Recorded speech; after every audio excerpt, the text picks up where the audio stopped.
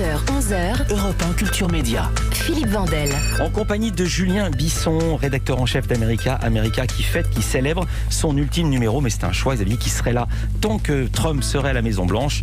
L'un n'y est plus, l'autre va se retirer des kiosques après la vente de ce dernier numéro, imprimé, vous me l'avez dit, pendant la pause le 23 décembre, et qui anticipe les émeutes qui sont passées au Capitole avec ces étoiles détruites. L'évolution des États-Unis, vous avez choisi de la suivre dans chacun des 50 États américains. On va sur la carte qui ouvre chaque numéro. Vous l'avez fait à travers le regard de journalistes, mais surtout d'écrivains. C'est la différence d'America. C'est comme ça que vous démarquez. Toni Morrison pour le premier numéro, Stephen King, James Ellroy, Paul Auster, rien que ça. Entre autres, qu'est-ce qui vous a marqué avec le recul dans leur récit, c'est au pluriel, dans leur regard, c'est au pluriel? C'est leur volonté de proposer justement un contre-récit à l'histoire de l'Amérique. C'est l'idée que, à chaque fois, dans chaque numéro, on est parti des grands mythes américains, l'argent, les armes, le sexe, les grands espaces, et ainsi de suite.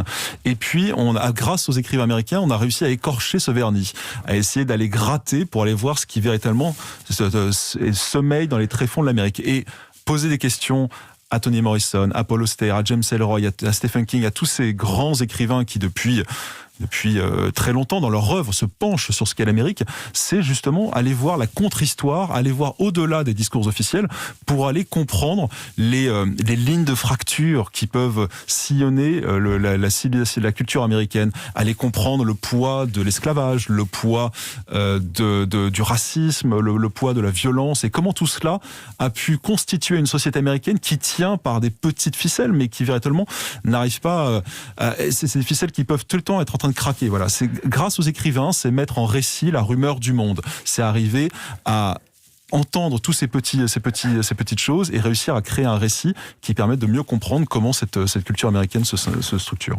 Juste un